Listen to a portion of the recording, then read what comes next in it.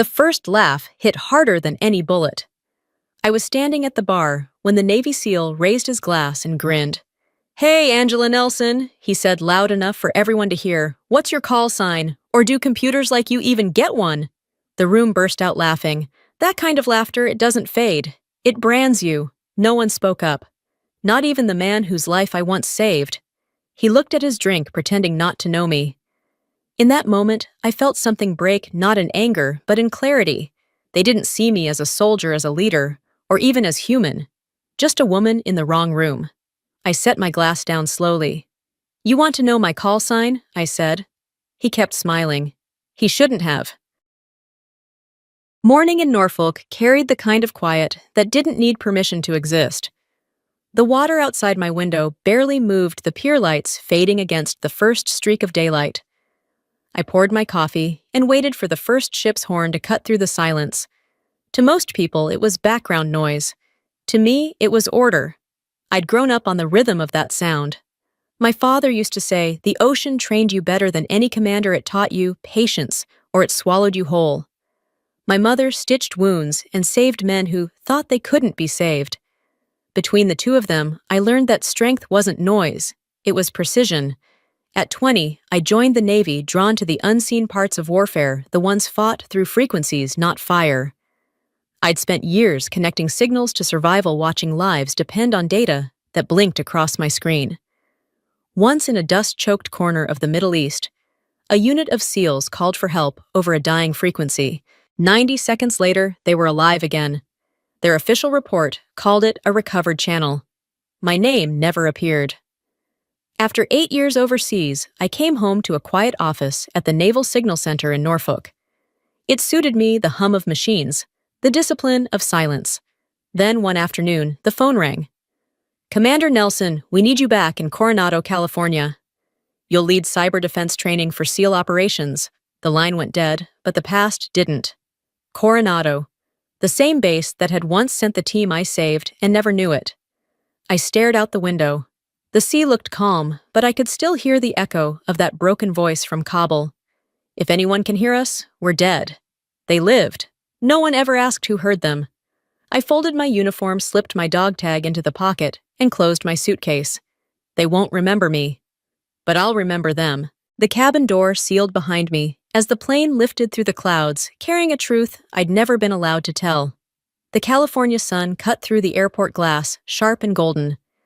The air smelled of salt and jet fuel, too familiar to feel new. Coronado shimmered beyond the bay, the kind of base built for men trained to shoot first and talk later. By noon, I was walking into the briefing room, assigned for my new course, Cyber Tactical Security Integration. Commander Owen Briggs stood waiting. The last time I'd heard his voice, it was calling for help through static and chaos. Now it carried the lazy confidence of someone who'd already forgotten. He offered his hand with a smirk. "Glad to have you here, Commander. Hope the AC isn't too cold for you." The room laughed. I smiled once. I've survived worse temperatures than sarcasm. The laughter faded, but his eyes held that same dismissive spark. He had no idea who stood in front of him. During the meeting, I warned them about a vulnerability in the simulation network. Owen barely listened. "We've got it covered," he said. The same words that almost got them killed years ago. Later, while teaching, a young lieutenant named Eli Hunt studied me too closely. "Ma'am, were you ever in Kabul? I think I heard your voice once." The room went silent. "Let's keep that classified, Lieutenant." They laughed again, except Eli. He already knew. That evening, I noticed a framed photo on Owen's desk, his old team, the ones I'd saved. Beneath it, to the ghost in the machine. The ghost had returned, and no one recognized her.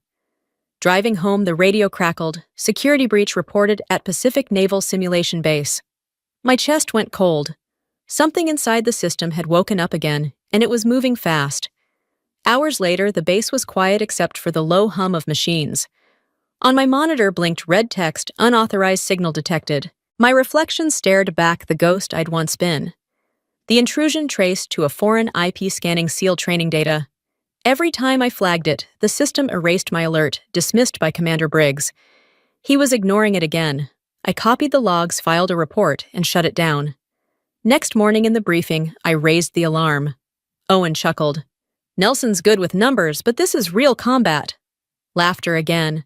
I stayed silent, watching them dig their own grave. That night, Eli came to me quietly. "You were right, ma'am. Someone's spoofing our drills." "You didn't hear that from me," I said. At least one man still listened. I opened an old file labeled Ghost Net. The pattern matched perfectly, same attack method from Kabul, same arrogance, same blindness. I leaned back, eyes on the black ocean beyond the window. It's happening again, I thought. On the final page of the old report glowed my call sign, Operator Phantom 9. Maybe the ghost isn't done haunting yet. The screen went dark, and the sea whispered back. The next morning, the air in the mess hall carried that kind of quiet laughter that cuts sharper than words. From somewhere behind me, a voice whispered just loud enough to sting. "Careful, the data queen might hack your coffee machine." I didn't react. I'd learned long ago that silence unsettles bullies more than anger ever could. Still, it burned. These weren't strangers, they were men whose lives I had once saved without them ever knowing. During the tactical briefing, I presented a report on an irregular data stream in the SEAL simulation network. I showed them the code patterns, the repeating frequencies, the same structure I had once intercepted in Kabul. Owen Briggs leaned back, arms folded, voice smooth but smug. "Relax, Nelson. We handle pressure, not passwords." The room erupted. I let the laughter run its course. Then I said quietly, "And pressure kills slower than ignorance." It silenced the room faster than any order could. I gathered my notes and walked out, pulse steady but cold. The next day proved me right. During a coastal drill near San Clemente, the team lost contact. "We've lost channel, no GPS, anybody? Copy?" Owen's voice cracked through static. I stepped forward, hands on the keyboard. 90 seconds of command line chaos later, the screen blinked green. The team was safe, again. "Good catch, Nelson." "Lucky timing," he muttered. It wasn't luck. It was math. The room fell silent. They couldn't decide whether to thank me or resent me. That night, I sat alone on the pier, watching the reflection of baselights ripple over black water. You can save a man's life and still not earn his respect, I thought. I didn't want credit. I wanted peace, the kind that comes when truth no longer needs witnesses. Owen walked past me, stopped for a second, then kept going. His silence wasn't ignorance anymore. It was guilt. And that was enough. By morning, the silence had turned into exile. Conversations died when I entered the room. Eyes flicked away, pretending I wasn't there. I'd survived worse kinds of loneliness. In class, Mason Cole, the youngest SEAL, smirked. "Ma'am, can you teach us how to delete our mistakes too?" Laughter burst out. I met his gaze.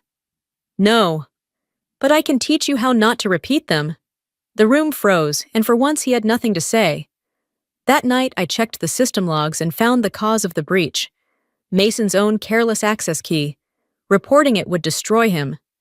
I hesitated, then erased the record. Protect the mission, not the ego. The next day, Owen joked again. "Be careful, boys. Our Phantom Lady might ghost us." They laughed, and I replied softly, "You have no idea how close that nickname is." They thought it was a joke,